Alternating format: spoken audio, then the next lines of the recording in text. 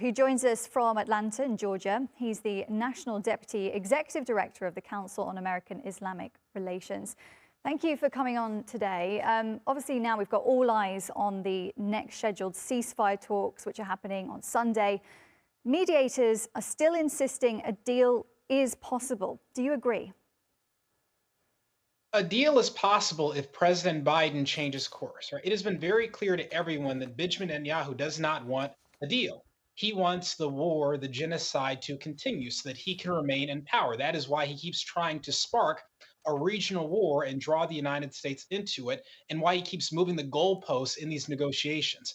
And so, if there's going to be a deal, it's going to require President Biden to do something he has been unwilling to do for 10 months, and that is to say, Netanyahu, you're done. It's over. No more bombs, no more bullets until you agree to the ceasefire deal I put on the table back in July. We end this violence, we end the genocide, and we move forward. Unless he forces Netanyahu to change course, I don't think there will be a deal. And Edward, we've had leaks to Israeli media this week about potential sort of conflict between Netanyahu and his own cabinet over slightly different approaches to this ceasefire deal.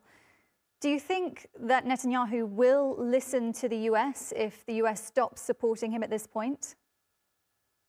It has to go beyond rhetoric, right? President Biden can't just say stop what you're doing. He has to actually threaten to and then stop the flow of bombs and bullets. That unprecedented step, I think, is the only thing that will frighten Netanyahu into stopping what he's doing. Look, this is very obvious to any observer, right? Netanyahu is now feuding with his own negotiators, his own right-wing radical cabinet. That shows you how self-absorbed he is, how focused he is on maintaining his own power by continuing the genocide. So this is all in President Biden's court. It's really not in Netanyahu's court. It's not in Hamas's court. It is in President Biden's court.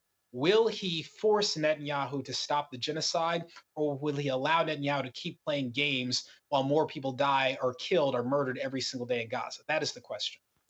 And we've now had the UN saying that more than 1 million in Gaza could be facing starvation. How unprecedented is this situation?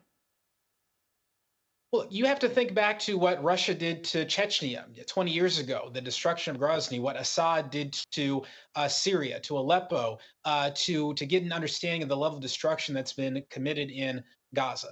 But the important thing to note is this was all predictable. 10 months ago, the Israeli president said that there were no innocent civilians in Gaza. The Israeli defense minister said they were cutting off water, food, fuel, and electricity to everyone in Gaza because they believed they were fighting human animals. And Netanyahu analogized the people of Gaza to people who were massacred or wiped out according to a biblical story.